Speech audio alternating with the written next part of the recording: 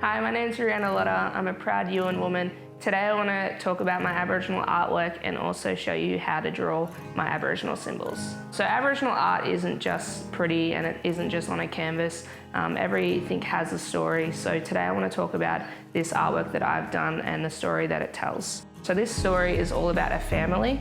So we have our meeting place with our boys and girls around the meeting place, and then we have our connection lines out. So this first line is about the husband and wife meeting, the family that they've created, and then they've had 3 children. So the 3 children have the connection lines out of the meeting place, and it's always a path back home.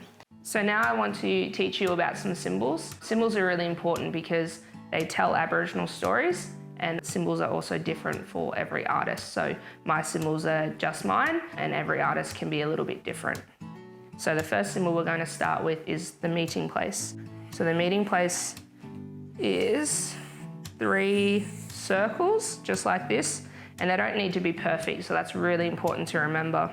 The reason why we have a circle in Aboriginal culture with art is because it allows everyone to be connected. We all sit together, no one's more important than anyone else, and the circle never breaks. So the meeting place is a really significant part of our Aboriginal culture. So the next symbol I want to teach you about is the symbol for boy and girl. This is also for men and women. So the boy symbol has this U shape with a line next to it, and I want to talk about what these mean. So the reason why it's a U shape is it's the shape of us sitting down. So if you imagine sitting on the ground and getting a texture and tracing from your knee all the way around to your other knee, it creates a U shape. The boys also have a spear next to them. That's also because our boys are hunters. The girls just have the shape of them as well, and it's the same shape, it's the shape of us sitting down.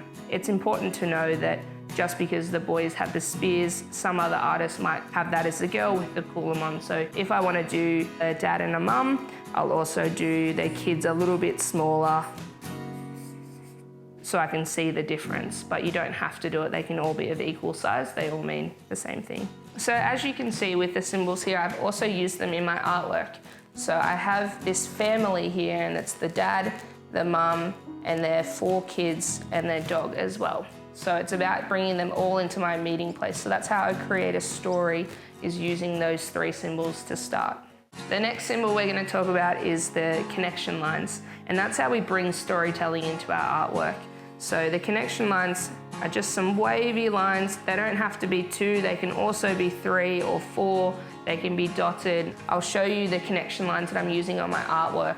There's just one thick white line. There are connection lines out, and they also have these white dots that follow along. So just because I'm drawing them like this, you can also do some dots all the way around to make our connection lines even stronger. The more detail, the more meaning behind that artwork. So the last one I want to show you is the sun and moon and the star. So I'm going to draw the sun and moon.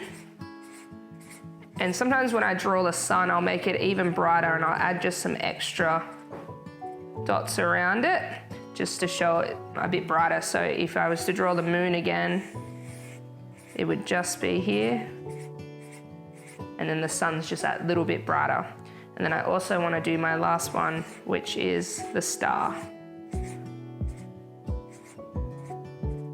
And that actually looks like a star as well. And sometimes I'll also draw a shooting star. So I want to explain why I use the sun and moon and the stars a lot. And I was always told as a kid that when we pass on, we become stars in the sky and we look down and we look after all our loved ones. So I use the sun and moon and the stars in my artworks a lot to show, you know, even when we pass on, we'll always be able to protect our family and look over them. So that's a quick introduction to my Aboriginal symbols. In the next lesson, I'm going to talk about bringing all the symbols together to create a story. But feel free to practice your symbols and get really good at them before our next lesson.